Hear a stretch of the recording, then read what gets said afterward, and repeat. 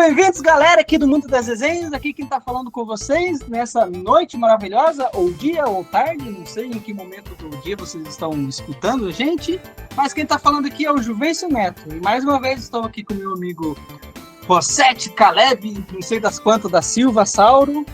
E dessa vez, pela primeira vez no nosso podcast, nós vamos ter um convidado. Mas antes de apresentar o nosso convidado, fala algumas palavras aí, Rosete.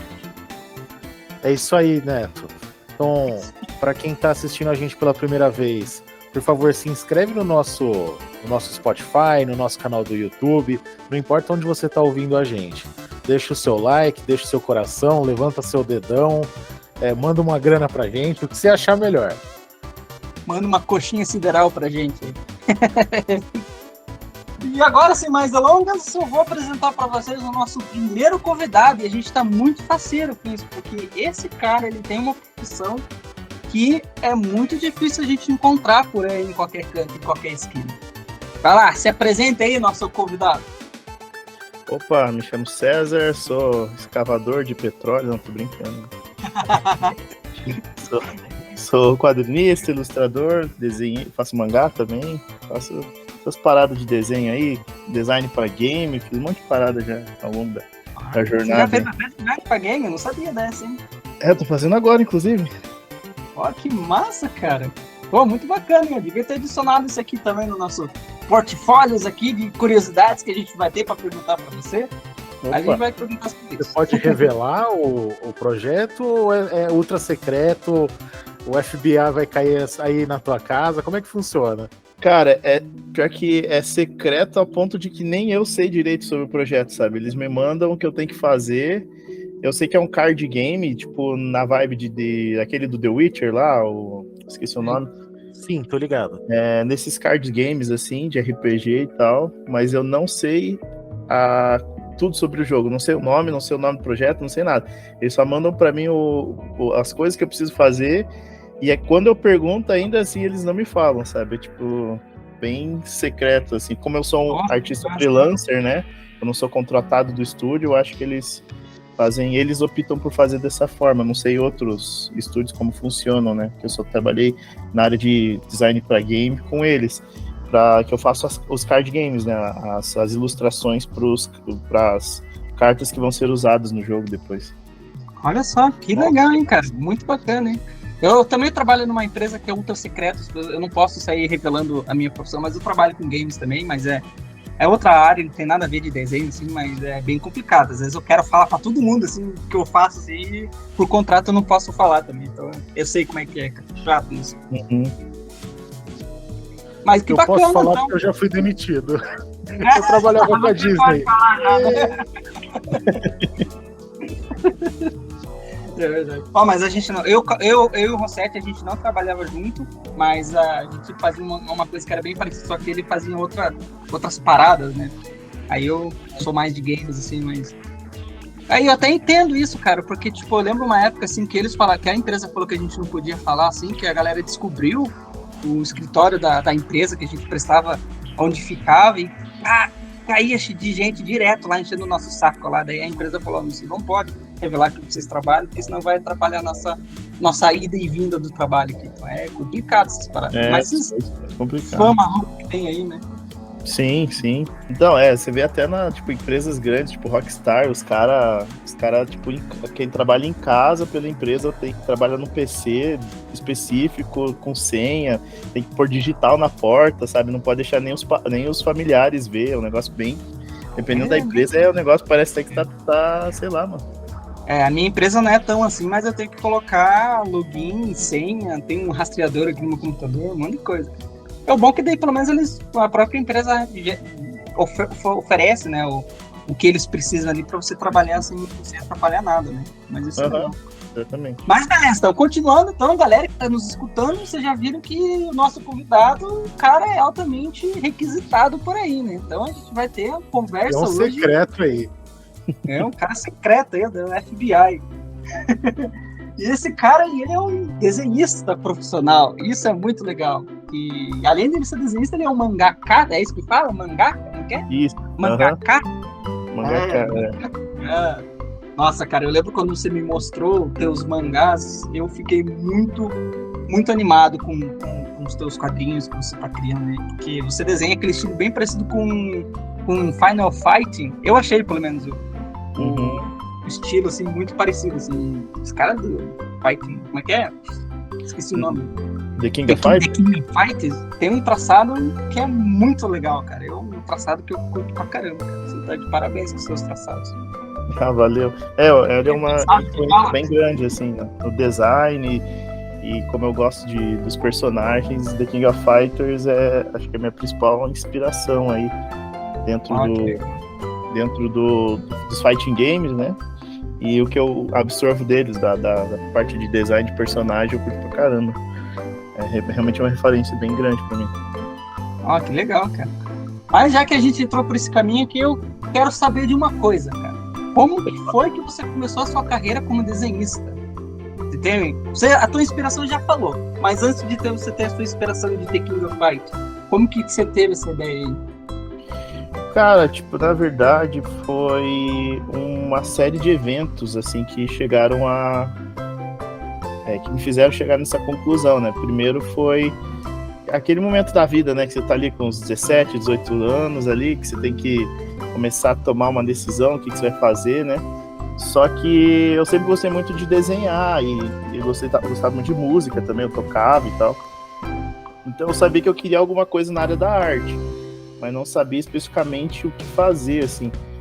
Mas foi... quando eu tava ali com uns 18 anos, aí eu comecei até a fazer faculdade de TI, cara. Tipo, não tem nada a ver comigo, assim, mas eu comecei a fazer faculdade de TI. Só que daí eu vi que realmente eu não ia curtir, eu fiz um módulo, assim. E aí também a parada da música, eu via que era uma coisa, assim, que talvez não fosse me dar uma estabilidade financeira naquela época, né? Hoje eu acho que seria um pouco diferente por causa das plataformas digitais, aí tem muita gente que consegue viver de música, né? Mas na época não tinha isso, lá em 2011, 2012, mais ou menos esse período. E foi um período que como eu não estava mais estudando, eu trabalhava, mas daí eu trabalhava por causa da faculdade, eu consegui um estágio, mas eu saí do estágio. Então, uma coisa que eu sempre fazia muito quando eu tava meio desanimadão da vida era desenhar, tá ligado? Então, nesse período eu comecei a desenhar muito. E foi um período meio bad, assim, da vida, mas eu comecei a ler muito mangá nessa época, e os mangás que eu comecei a ler naquela época me tiraram dessa fossa, assim, tipo, de saber o que fazer e ficar tristão e tal, uns negócios bem sad vibes, assim.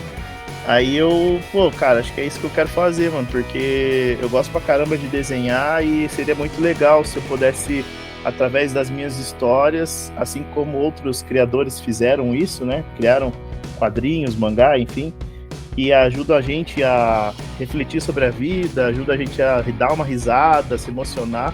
Eu gostaria de fazer isso também com outras pessoas, né? Através da minha arte, das minhas histórias, poder impactar na vida de outras pessoas.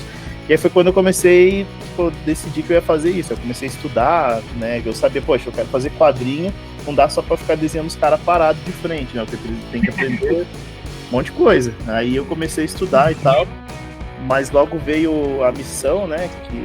Da igreja. E aí, no período que eu tava na missão, eu desenhava sempre que dava, assim, tipo, tem um dia de folga lá, e nesse dia de folga a gente conseguia desenhar bastante. Eu dei a sorte de pegar a Copa do Mundo de 2014, nesse período, e a gente não podia sair de casa, então, nos dias do jogo do Brasil, assim, então, nesse período, eu desenhava pra caramba o dia inteiro, assim, então, eram os momentos todo momento que dava ali, que eu não tava fazendo o trabalho, né, da missionário da igreja, eu tava ali desenhando.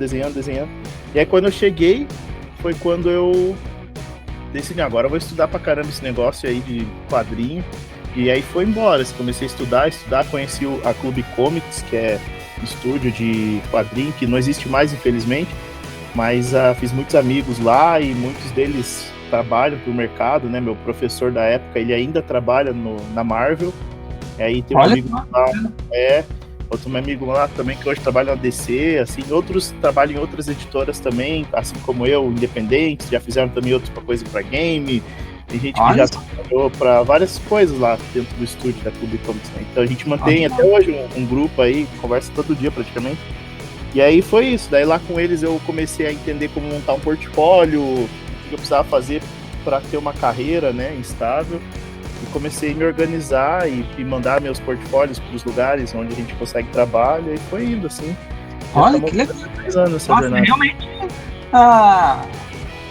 a perspectiva hoje de quem quer ser um quadrinista então tá bem diferente. Eu lembro quando era moleque que eu falava com meu pai que eu queria entrar nessa área aí, eu até desenhava, né? Eu lembro que eu compartilhava alguns desenhos com você, antes da minha permissão também, fui missionário também, né? Sim. E eu lembro que meu pai ele ficava muito chateado comigo, falava, esse negócio não dá dinheiro, mas tipo, a gente falava isso lá no começo dos anos 2000, que a internet mal existia no Brasil, tava começando a surgir. Meu pai ficava muito bravo. Hoje em dia meu pai ele reconhece que ele foi muito duro comigo, né, nessa parte de eu escolher minha profissão, que ia atrapalhar nisso aí. Hoje ele reconhece, né? Porque ele até fala, né? Ele fala até para as outras pessoas, se teu filho joga videogame, deixa ele jogar videogame, porque meu filho hoje trabalha com isso, né? Então, tipo, já mudou muito a mente do velho, já. Quando começa a entrar dinheiro, você ganha respeito, né? Lá em casa era a mesma coisa. Meus pais, até hoje, eles falam, mas você tá trabalhando aí com desenho, mas acho que você ainda tinha que fazer uma faculdade de alguma coisa, sabe? Tipo, um negócio assim. Até hoje, assim. Ele passa igual coisa, né? Eu até falo pro meu pai, nesse assunto. Deixa eu entender como é que você paga seus boletos. Você é um freelancer. Ou você consegue, por exemplo, ter um trabalho CLT, ou você consegue ser contratado por uma empresa lá de fora para ser exclusivo deles, ou você tem que, tipo, desenhar e lançar seus próprios quadrinhos, ou como é que funciona, César? Porque, desculpa, eu sou bem leigo no assunto, eu comprava só revista de gibi da Mônica, e é só. Mas... É bom também a Turma da Mônica. Turma da Mônica, nossa, um dos meus sonhos é um dia ainda conhecer o Maurício de Souza, o cara é brabo. Bacana. Então, nessa questão... Oi? Aí como é que funciona? Explica melhor pra gente. Desculpa eu fazer essas perguntas bem básicas, mas Não. Quem tá ouvindo a gente também tá meio perdido. Então, como é que funciona? Todos os meus clientes, eles são dos Estados Unidos, né? Eu não tenho clientes no Brasil, até porque economicamente é difícil, né, contratar um artista, assim, pelos valores, né? Então, eu trabalho para vários clientes, já fiz várias coisas para várias editoras, pequenas, médias também, mas é mais ou menos nesse processo, assim, você adiciona seus portfólios em algumas plataformas, e aí as pessoas entram em contato, aí também às vezes é por indicação. No meu caso, eu trabalho como exclusividade também por uma editora, que eu já trabalho desde 2018, a Finish Line Comics, o nome, onde eu já fiz, praticamente eu já tô fazendo a 12ª edição, então é uma série bem longa já. Eu trabalho para eles há muito tempo, e aí eu vou de tempos em tempos atualizando. Quando eu tenho um espaço assim dentro do meu planejamento, dentro da minha agenda, eu vou acrescentando novos clientes assim e vou gerindo dessa forma. Mas não tenho, realmente é totalmente freelance, assim, eu tenho que pagar meu MEI, eu tenho que me organizar nos clientes, os prazos, eu mesmo. A maior parte dos clientes que eu peguei até agora não exigiam prazos. Eu sei que existe muitos prazos curtos, às vezes, principalmente em grandes editoras, mas nessas médias, assim, não tem muito essa questão, assim, normalmente eles dão um prazo bem alto, assim, tipo, você tem 3 meses para terminar uma revista e você vai dentro disso se organizando e tal. Então tem vários meios de trabalho, mas normalmente quem escolhe trabalhar com essa ilustração, com games, nessa parte mais de design de personagem, etc., ou quadrinhos propriamente dito, normalmente é freelance. Você tem que meio que se organizar nas suas finanças, na aposentadoria aí, que tiver que pagar, no teu imposto, tudo. Não tem um trabalho registrado, assim, um CLT, funciona mais ou menos nesse esquema. Claro, tá falando aí da Turma da Mônica, tem os artistas lá da Maurício de Souza, que eu acredito que eles devem ser CLT, eles devem ter ali o seu salário fixo, ou alguns também freelance, depende muito, assim, mas tem alguns que são mais tradicionalistas, porque já é uma revista muito antiga, né, que vai lá bater cartão, normal, processo normal, desenha lá durante o dia e volta para casa. E aí, se eu não me engano, existe esse formato também lá, mas no Brasil mesmo não existe um mercado de quadrinho onde você consegue trabalhar para alguém e fazer um salário legal, assim, e viver disso de quadrinho nacional. Normalmente o pessoal faz parceria e depois lança através de financiamento coletivo, assim, tenta trabalhar as mídias digitais, né, para conseguir seguidores. Normalmente no Brasil a galera que não quer trabalhar para fora como freelancer, né, tipo cedendo sua habilidade para outros clientes americanos ou na Europa também, enfim, eles precisam fazer isso aí. O cara que eu quero fazer minha própria história aqui no Brasil para o povo nacional, então normalmente é por financiamento coletivo, né? Às vezes uma parceria, tipo, um cara escreve, outro desenha, ou o cara escreve, outro ajuda a escrever, um desenho, outro colore, e aí, sei lá, eles vão se desdobrando, assim, e faz financiamento coletivo para conseguir uma grana, e aí vai para os eventos, né, tipo Comic Con, Shinobi Spirit, esses eventos que tem aí no Brasilzão, aí os caras vão fazendo isso para conseguir uma grana. Nossa, a vida do brasileiro é ruim até quando ele quer ser artista, né? Complicado. É verdade. Então isso explica então por que a gente vê bastante professores então de desenho espalhado por aí. Que acho que é a forma mais fácil então para um cara que desenha aqui no Brasil ganhar dinheiro, né? Sendo professor, né? Sim, como professor dá para ganhar, mas eu não sei se consegue ganhar muito, assim, a não ser que você tenha uma escola, seja um cara bem diferenciado, assim. Legal. Então, deixa eu ver aqui. Então, você lutou bastante então para chegar então onde você está. Tá, então, mas me diga uma coisa, como é que você faz, então, para fazer esse processo criativo aí de fazer a concepção das ideias, a finalização das páginas? É você mesmo que faz isso ou você lança lá o esboço para os seus clientes e eles decidem o que ficou bom, o que tem que alterar, o que não tem? Como é que funciona isso? Sim, tem duas formas que eu faço. Quando é para cliente é um jeito de pensar, quando é para mim é outro, né? No caso, eu estou fazendo um mangá meu, que vou lançar para um concurso lá no Japão, né? Vamos ver se vai dar boa. E que eu já estou há um tempo fazendo isso, e aí vai terminar agora em março. Aí eu estou me desdobrando entre meus trabalhos e o concurso. Quando é para cliente, eu só pego o roteiro, né? Eles mandam o roteiro para a gente, e aí dentro eu vou ler o roteiro, vou traduzir o roteiro ali, que normalmente é em inglês, e aí eu vou pensar algumas ideias, que esse processo a gente chama de layout. Eu vou jogar algumas ideias, aí tem toda uma questão de narrativa que a gente precisa dominar ali para poder contar a história de uma maneira que seja legal para o leitor, né? Não fique uma coisa repetitiva e chata, né? Como que você vai fazer cada painel, cada pose dos personagens. Aí você Aí eu manda mando os layouts para os clientes e aí normalmente eles vão fazer uma alteração ou outra. Hoje em dia eu trabalho direto no computador, né? Até um tempo atrás eu trabalhava fazendo tudo na mão.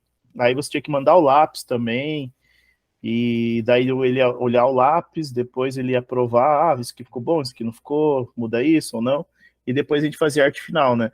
Hoje, no computador, eu já faço um layout bem definidão mesmo, assim, eu faço um layout que é praticamente já o lápis, então ele já consegue ter uma noção de como vai ficar o trabalho final já direto no layout, né? E aí depois eu só mando a arte final para ele com a página pronta já, para eles, né, para os clientes, com a página pronta e aí tem dado certo dessa forma.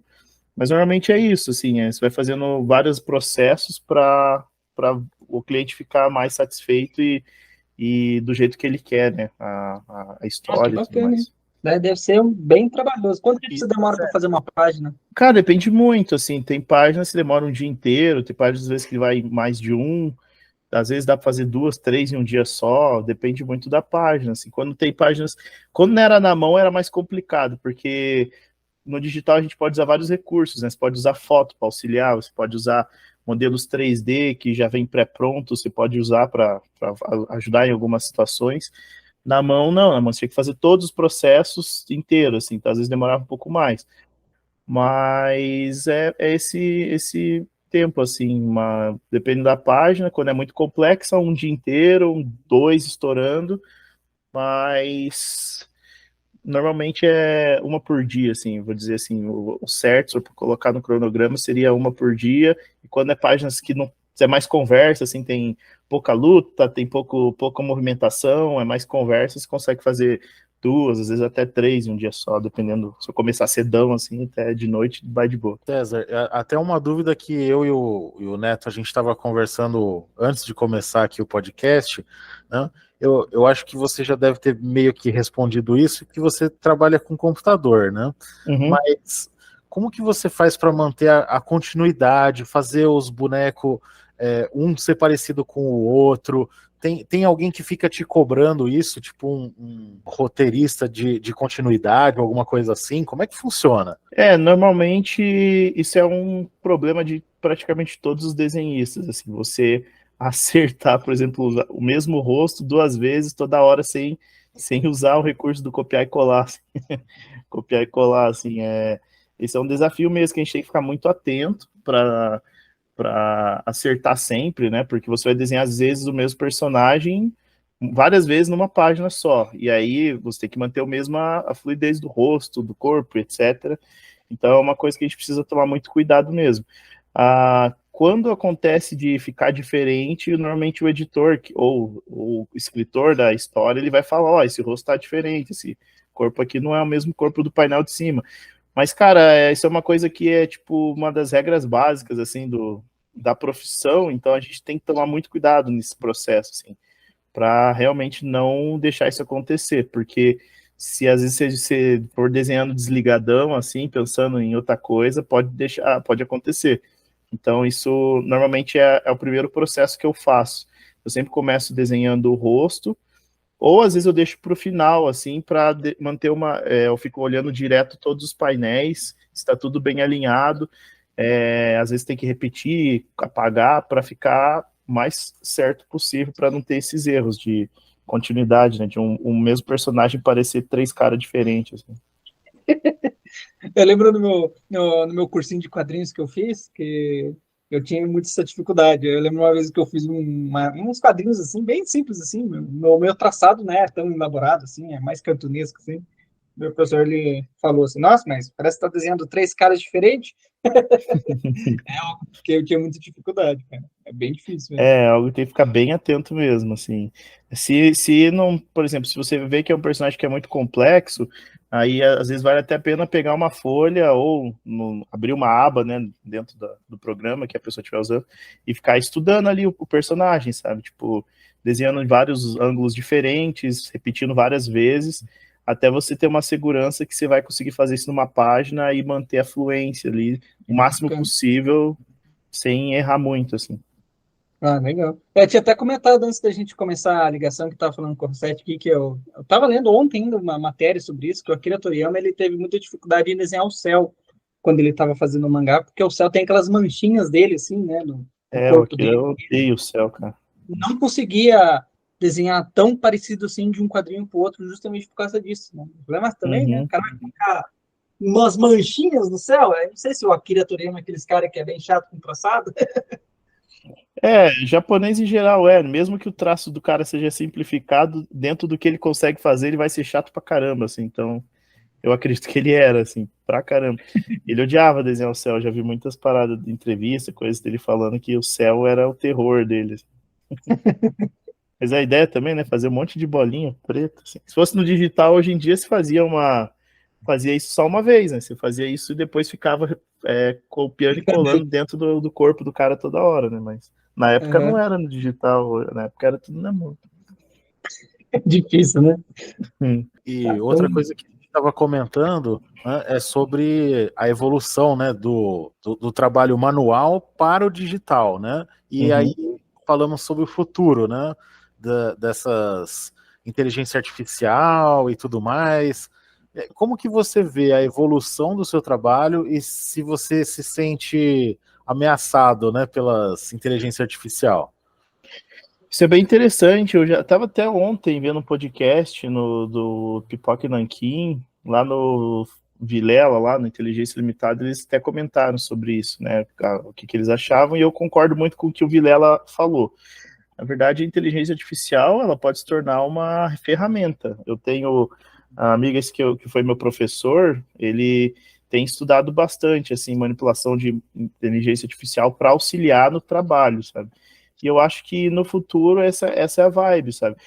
Dentro do cenário do mangá, uma curiosidade, todo mangaka, pelo fato dos mangás eles saírem semanalmente, ou às vezes quinzenalmente, mas é um fluxo muito grande de páginas, o mangaka não consegue dar conta sozinho. Alguns dão, assim, uns caras meio fora da curva, né? Mas normalmente os caras não dão conta sozinho, então eles contratam vários assistentes para auxiliar eles nesse trabalho. O que eu vejo que talvez para esses assistentes de quadrinista ou mangaka, né, no Japão, no caso do Japão, a inteligência artificial pode vir a ser uma ameaça, porque a inteligência artificial vai facilitar esses processos que os assistentes fariam, que o mangaka pode pedir para a IA fazer para ele. Por exemplo, eu preciso de uma cena de Nova York pegando fogo e tem que ser no ângulo X, a câmera tem que estar no ângulo X. E a inteligência artificial, você pode treinar ela para te auxiliar a montar esse cenário, e depois você vai trabalhar em cima daquilo para deixar melhor, né, finalizar e ficar mais bonito. E com o passar do tempo vai ficando mais aprimorado, eu acredito. Então, eu penso que pode ser uma ajuda muito grande. Agora, se vai ser uma ameaça para, no caso, para mim ou para outros artistas, eu acredito que não, porque a IA ela só consegue pegar o que você colocou ali e manipular o que já tem. Ela não tem a capacidade de criar coisas novas, de mudar o seu traço, mudar o seu estilo, né? Então, nos quadrinhos tem muito de você colocar a tua identidade também, tem de você colocar a tua visão, o que você pensa, os seus traços especificamente, e aí os traços podem ser alterados a qualquer momento. O jeito que eu desenho, por exemplo, hoje, não é o mesmo jeito que eu desenhava o mês passado, sabe? Você está sempre evoluindo. Então, o traço vai mudando junto conforme o artista também vai evoluindo. Eu acho que talvez para algumas aquelas ilustrações genéricas, assim, de menininha de anime, aquelas pessoas que talvez ganhavam dinheiro fazendo isso pode ser uma ameaça. Mas, assim, na questão de fazer quadrinho, contar uma história através do quadrinho, né, da arte sequência, etc., eu acho que não. Acho que Então, essa profissão ainda, a não ser que um dia vai, sei lá, daqui uns 100 anos, assim, o cara consiga criar uma coisa nova do zero, mas é difícil. Acho que a inteligência artificial não consegue, né, tipo, manter, assim, acho que você falou, né, do traçado, assim, né. Não tem como. Você pegar mais quadrinhos, assim, acho que se você, por mais que você peça ela fazendo coisas diferentes, acho que ela vai desenhar os personagens diferentes, né, cada personagem dos quadradinhos ele vai ser um personagem diferente, né. E ela até pode manter uma consistência, mas vai ser uma repetição, sabe? O que a inteligência consegue reproduzir quando você treina ela, é aquilo que você já fez. Tipo, ela pode pegar toda a informação que você coloca lá e refazer aquilo de novo. Mas ela não vai conseguir criar do zero uma coisa nova, sabe? Por exemplo, eu tava mexendo aqui no meu mangá, eu fiz uma cena de um personagem pulando da moto. Então, se eu colocar essa informação numa IA, ela vai conseguir reproduzir a mesma cena que eu fiz do personagem pulando da moto. Mas se eu quiser mudar a pose do corpo, ela já não vai mudar a pose, entendeu? Ela vai fazer aquilo que eu já fiz, assim. Ela vai, mas dentro do que eu coloquei lá, ela vai tentar simular. Mas ela não vai conseguir criar o que eu criaria sozinho, entendeu? Talvez ela vai conseguir trocar um prédio para colocar um poste, alguma coisa assim, né? Mas isso aí ela consegue fazer, bem de boa. Entendi. E eu acho que é o que você estava falando também, César, que acho que a IA não consegue passar esse sentimento que o cara tem quando ele escreve uma história, ele coloca aquela emoção que ele tem no papel, né? Exatamente. Então isso conta muito, sabe, nesse processo criativo, tanto para quem escreve, quanto para quem desenha. Até você vê, por exemplo, tem IAs já que fazem música, ela não consegue. Você vê que tá faltando alguma coisa ali, não tem o sentimento, sabe, humano que é o que faz. A arte, basicamente, é você transmitir o que você está sentindo através de alguma coisa, né? Seja visual, seja escrito, seja melódico. Então, ainda assim, no final, se você tirar todas as camadas da arte, tudo é sobre transmitir um sentimento, assim, no meu ponto de vista. Interessante. Legal. Eu sou péssimo para colocar sentimento.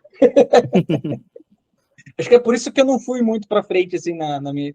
Talvez acho que se eu conseguisse fazer mais cursos assim, acho que eu iria conseguir ir mais para frente, assim. Você já viu meus traçados, né? Você viu que meus traçados Uhum. tem muitos vícios, né? Que você não gostou muito, aqueles rabiscos que eu faço sem, mas acho que é porque eu não tenho muita paciência mais mesmo. Acho que é por isso que eu decidi escrever, e acho que nem escrever também estou indo bem. Por isso que eu sou CLT, eu acho. Mas é bom manter esse hobby assim, né? Às vezes nessa uma hora sai. Aí aos É, pouquinhos aí. pelo menos eu ajudar as pessoas eu consigo. Eu tô ajudando teu irmão lá a fazer aquelas paradas lá que ele me pediu lá, eu tô gostando pra Uhum. caramba, cara. Nossa, O parece Saulo. que eu tô voltando todas as minhas.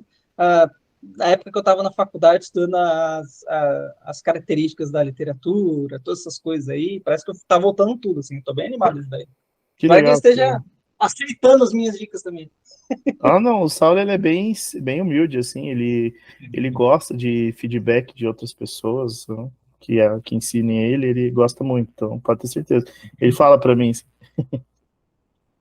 Eu ia falar para Bacana. você dar Então, o caminho das pedras, a pessoal que tá igual o Neto aí, né, que quer ou começar a desenhar ou voltar a desenhar, se tipo você pudesse voltar atrás lá no passado, com a cabeça que você tem hoje, você falaria assim, não, eu vou fazer esse curso, vou fazer isso e aquilo para poder melhorar na minha arte, né? Ou no caso, né, melhorar a arte de quem está começando, de quem está pegando essa ideia agora. uhum. Cara, infelizmente no Brasil você não tem uma faculdade de quadrinho, assim como tem nos Estados Unidos, na Europa, no Japão. Então, o cara que quer ser quadrinista, ilustrador, ele vai ter que realmente procurar ou cursos ou estudar sozinho. Então, hoje tem vários meios, por causa da internet, você tem vários cursos muito interessantes lá na Doméstica, acho que a IBAC também. São cursos baratos, assim, tipo de 20, 30 reais, que eles dão o básico ali, os primeiros passos para você começar. Isso é um auxílio muito bacana. Tem alguns canais no YouTube também muito bons. Eu recomendaria pesquisar sempre em inglês, porque você vai encontrar coisas mais direcionadas e melhores, né? Dentro do Brasil, eu não acho que tenha canais de arte realmente muito bons. Tem aquele problema, tem os caras que ensinam, mas ensina com muito vício, muito problema, sim. principalmente estético, anatômico, e aí isso é uma coisa muito que eu costumo criticar no Brasil, que é o famoso, tipo, esse é meu traço, tá ligado? Esse é meu estilo, que é Sim. a Esse é meu parada. estilo. Tipo, esse aqui o cara, tipo, não estudou muito a fundo aquilo, mas aí fala, não, esse aqui é meu estilo, mano. Se apontar um erro ali, tipo, o cara fala, não, esse aqui é meu estilo, tá tudo certo. Então, eu prefiro recomendar que a pessoa pesquise inglês, que vai encontrar uns caras brabo mesmo. Mas, se fosse dizer assim, o basicão, cara, no começo é anatomia, tem que estudar bastante, procurar É. alguns livros de narrativa que ensinam a você contar uma história através do quadrinho, né? Tem um livro muito bom do Scott McCloud, que é Desvendando os Quadrinhos, é um livro clássico, assim. Então, procurar estudar esses livros que falam sobre narrativa. Se a pessoa está ouvindo esse podcasts como esse, de pessoas conversando sobre quadrinhos, que provavelmente alguma luz você vai apegar ali, geralmente. Lê muito quadrinho. Se você quer fazer quadrinho, tem que ler muito quadrinho. Se quer fazer mangá, lê muito mangá. Acompanhar nas redes sociais, tem muitos artistas fantásticos. Então, ver o que os caras estão fazendo, tentar ver tipo o que está saindo no mercado no momento, ficar vendo o que está rolando agora, porque os traços e o mercado do quadrinho em geral, ele sempre está mudando, né? Então, você tem que acompanhar a tendência, porque senão as empresas não vão querer te contratar. Então, ver o que tá legal, o que o pessoal tá curtindo, né, por aí, e tentar pegar ideias, pegar referências e praticar muito, assim, muita prática mesmo, até não aguenta mais, assim, se puder. Se é um adolescente, que eu falo até para meus irmãos que queriam desenhar, falo, cara, volta da escola e só ficar desenhando até de noite, mano. Aproveita esse tempo aí, porque quando tiver uns 20 anos você vai estar profissional. Você começa, assim, sei lá, uns 14, 15, Mas se é um cara adulto, né, tipo, que é um cara, tipo, meu sonho é desenhar, mas eu não tenho muito tempo, que eu tenho que trabalhar, tenho que fazer outras coisas, é usar todo o tempo que sobra, assim, tipo, é o que eu fiz no começo, né, quando eu comecei eu trabalhava no call center, só que eu não moro na capital, né, eu morava na região metropolitana de Curitiba. Então eu saía, tipo, de casa 6 horas da manhã, acordava 5 e pouco, saía 6 horas, aí eu ia desenhando no ônibus, de pé, tá ligado? Tipo, se eu conseguia sentar, eu ficava desenhando sentado. Se eu conseguia ficar de pé, eu ficava de pé na fila, desenhando. Aí até chegar no trabalho. Daí trabalhava até umas 4 ali. Aí depois, normalmente eu passava umas bancas de quadrinho, ou nos sebos, lá do centro, para ficar vendo os quadrinhos lá. E, e aí, quando eu conheci o Clube Comics, o estúdio lá, depois eu ia para lá, né? E ficava estudando até 10 horas da noite lá. Aí voltava para casa, ficava desenhando no ônibus. Aí chegava em casa, tipo, quase meia-noite, comia rapidão, ia dormir, 5 da manhã no dia seguinte tava de pé de novo. Até...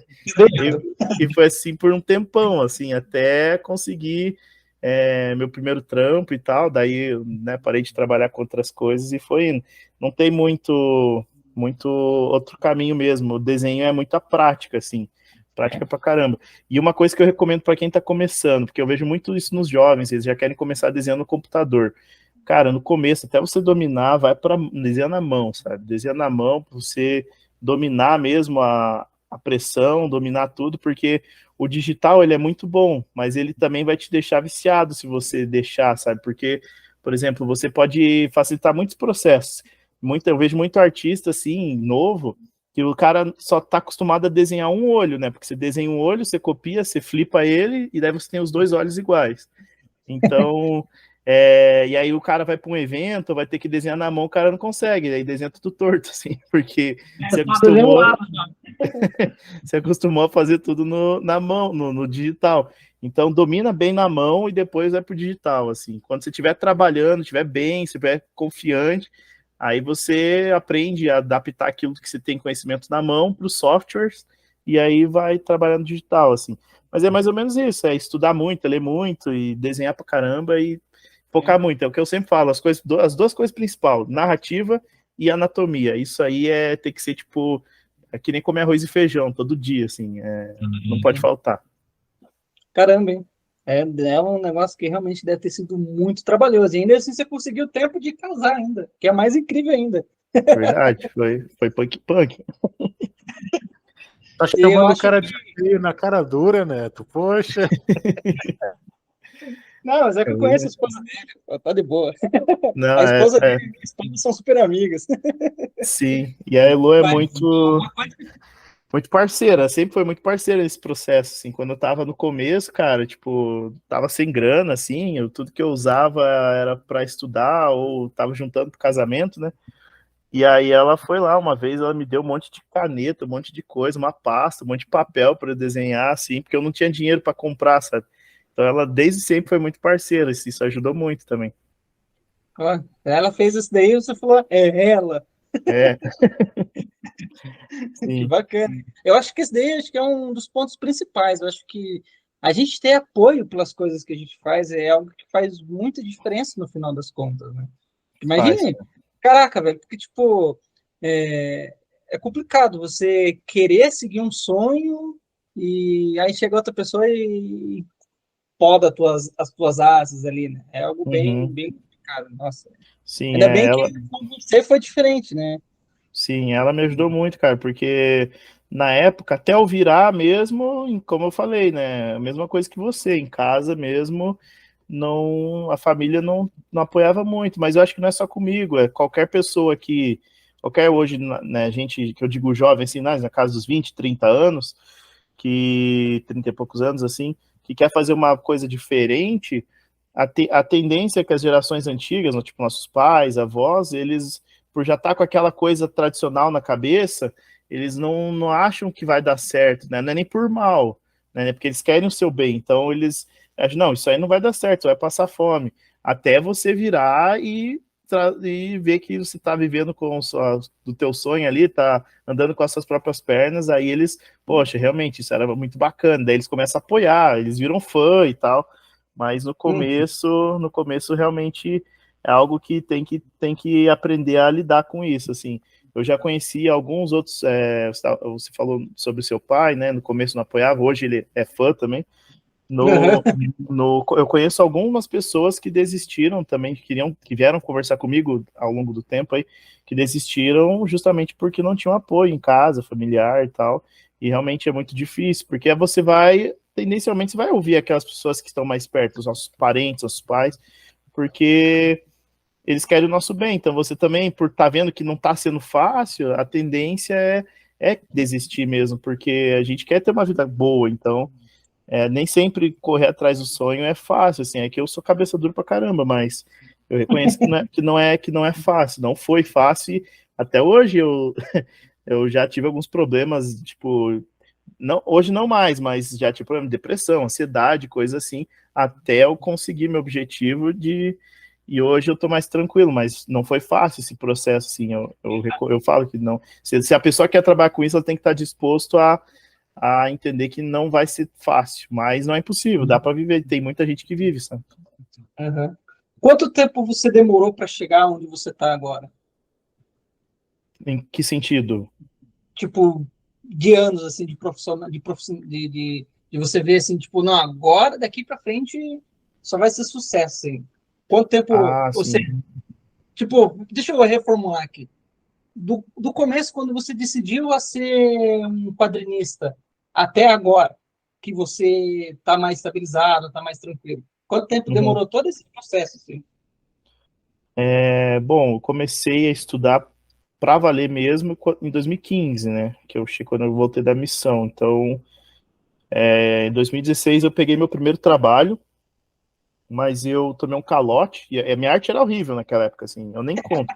Mas eu tomei um calote que eu fiz 24 páginas pro cara lá e eu não vi a cor do dinheiro, assim.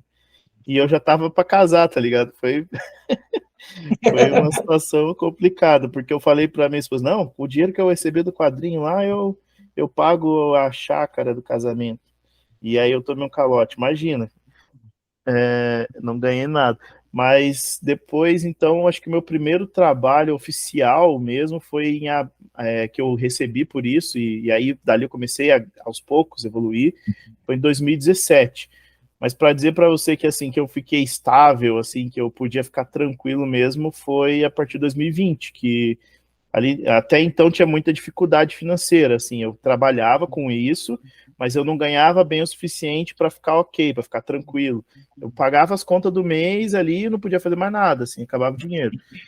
E ali a partir de 2020 começou e também meu trabalho foi melhorando, o traço foi melhorando, tudo foi melhorando, e conforme foi melhorando, eu fui conseguindo clientes melhores, consegui cobrar mais. Então, a partir de 2020, assim, que eu posso dizer que começou a melhorar, assim. Mas quando eu pude falar desse jeito, como você falou aí, agora, quando eu olho para o futuro, é só sucesso, foi 2022, que eu posso dizer, assim, que foi quando eu até consegui realizar meu sonho de comprar meu Play 5 e tal. Foi, foi em 2022 ali que eu podia, a partir de 2022 que eu falei, pô, agora as coisas estão dando muito boas, assim, e tem sido até agora, até hoje. Mas não vou dizer que tipo, eu nunca passei fome, nada e tal, sempre deu para se virar, mas que eu podia falar assim que agora as coisas estão evoluindo, assim, eu posso sonhar com coisas diferentes, tipo, planejar uma viagem, fazer alguma coisa assim. Foi a partir de 2022 mesmo. Oh, que bacana. E você tem alguma ideia tipo, Acho que no começo você falou que você estava desenhando para animação também. Acho que você falou isso, não falou? Não, Que você animação tá... não. Não, era de jogos, né? Mas de Isso. animação, assim, você tem vontade vai que às vezes algum estúdio chama você para ajudar em alguma animação, você toparia se fosse o caso? Cara, se fosse para desenvolver personagem, eu toparia. Mas é porque eu não manjo dos processos para se fazer uma animação. Se a empresa me contratasse e me ensinasse, eu poderia fazer. A parte artística eu domino, então não seria o problema. Seria mais aprender o processo como eles querem fazer. Mas que eu aceitaria muito fácil é design mesmo, de personagem, porque eu gosto muito, assim, de criar personagem, pegar um monte de referência e elaborar. e fazer os que chama de model sheet, né, que é você pegar o personagem, desenhar em várias poses e tal. Isso aí eu já fiz bastante, mas na área de animação mesmo, talvez nessa área eu acho que nossa, seria muito legal trabalhar. Mas assim, né, fazer uma animação em si, eu não tenho a mínima ideia de como seria fazer isso. Todo o processo ali, né? É. Bacana, legal. Mais alguma coisa, Rossetti? Acho que abordamos tudo já. Eu não tenho mais perguntas, eu tô bem satisfeito com a nossa conversa. Eu também, tô satisfeito. Espero que tenha respondido todas aí. Se você quer falar mais alguma coisa, César, quer deixar seu @, quer falar, não, visita meu site, sei lá. Não só meu Instagram mesmo, é César Mangaká. Deixa eu ver se é isso mesmo, porque eu vivo mudando. Entrar aqui. Bacana, então. Então, acho que é isso. Então, muito obrigado, César, por você ter disponibilizado esse tempinho aí que você tem, que eu sei que você trabalha bastante, né? Às vezes você acorda super cedo e acaba dormindo tarde também, desenhando. Deve ser super cansativo isso. Mas muito obrigado por ter cedido esse tempo aí pra gente, por ter esclarecido mais essa profissão um pouco tanto desconhecida para muitos dos brasileiros, né? Porque é mais no mundo que a gente vive, onde as pessoas veem a Marvel vindo, porque é tudo de fora, e às vezes a gente nem sabe que a maioria dos desenhos da Marvel são tudo brasileiros, né? Cara, tem muitos. E a gente não sabe. Uhum. Só que no Paraná que eu conheço tem 3 ou 4, cara. Só aqui. Olha só, 3 ou 4. Eu gosto muito da Marvel, porque a Marvel ela tem uma linha de pensamento assim, muito grande, porque um dos livros que eu mais gosto se chama Ender's Game, né, um jogo do Exterminador. E eu fiquei muito feliz, animado, quando eu vi que a Marvel fez a quadrinização da história do jogo do Exterminador. E lendo essas linhas, aí eu pude abranger muito mais o meu escopo da história, porque, tipo, Orson Scott Card, para mim, é um dos maiores escritores de ficção, né? Aí, quando eu vi que a Marvel fez as histórias em quadrinhos dos livros baseados do Orson Scott Card, nossa senhora, cara, eu fiquei muito animado, cara. Bem bacana. Sim, tem muitos artistas lá, fantástico. Na Marvel DC também, mas entre Marvel e DC eu prefiro mais Marvel também. Nossa, eu ia fazer essa pergunta. A pergunta de ouro, Marvel, DC, eu já respondi, se preferem Marvel. Eu gosto, que da DC eu gosto muito do Superman, assim, eu acho ele um personagem muito da hora, assim, eu gosto muito dele. Mas fora ele, todos da Marvel, assim, que eu curto pra caramba. Nossa, não só pelos filmes, mas é porque é os quadrinhos que eu cresci lendo. Assim. Bacana. Eu li bastante, acho que da Marvel, assim, o único que eu gosto pra caramba mesmo é Homem-Aranha, porque Vingadores eu não gosto muito não, mas Homem-Aranha, eu assisto todos os filmes do Homem-Aranha, mas Vingadores eu já perdi já. Mas bacana, então acho que cobrimos tudo que a gente precisava. Muito obrigado por você ter participado nesse nosso podcast. E se precisar, é só chamar, hein? Não, vamos chamar assim. Vai que às vezes as pessoas têm mais perguntas. E vocês, ouvintes, se você tiver alguma pergunta, por favor, deixem aí embaixo, aí nos comentários, na plataforma que você estiver utilizando, que a gente vai que às vezes você volta aqui para a gente aprofundar mais alguma parte específica de criação de personagem e algo dessas coisas. Acho que vai ser bem interessante, né? Sim. Eu gosto muito de sempre estar falando essas coisas, assim, divulgar a palavra aí. É verdade, porque às vezes a gente fica até as 2, 3 horas da manhã só conversando sobre isso. Minha esposa fica maluca comigo. Verdade. Sim, se eu puder também, tem o meu canal no YouTube, se alguém quiser. Por enquanto, fiz uma pausa, tem até um vídeo lá falando que eu ia dar uma pausa. Mas aí, assim que eu terminar o mangá que eu tô fazendo pro Japão, aí eu vou voltar pro canal. Então, quem quiser se inscrever lá. César Mangaká, tanto no Instagram quanto no YouTube. É com Z, tá? César com Z, espaço Mangaká vai aparecer lá. Aí eu vou entrar, eu espero que nossos ouvintes entrem também. Elas vão sim, vai ser bem bacana. Então, beleza, então. Encerra pra nós aí, certo? Pra gente poder ir jantar. Então é isso, pessoal. Obrigado por ter participado do nosso podcast. Acho que a gente já falou tudo isso, mas não custa falar de novo, né? Deixa suas dúvidas aqui embaixo, deixa seu comentário. Se gostou, se não gostou, não deixa comentário. Coloca um coraçãozinho, levanta o seu dedão. Inscreve aqui no nosso canal e também visita, né, o Instagram e o YouTube do César. Eu já visitei o Instagram, agora eu vou me inscrever lá no YouTube também, César. Opa, valeu. É isso. Um abraço para todos. Tchau, tchau. Valeu, tchau, tchau. Valeu.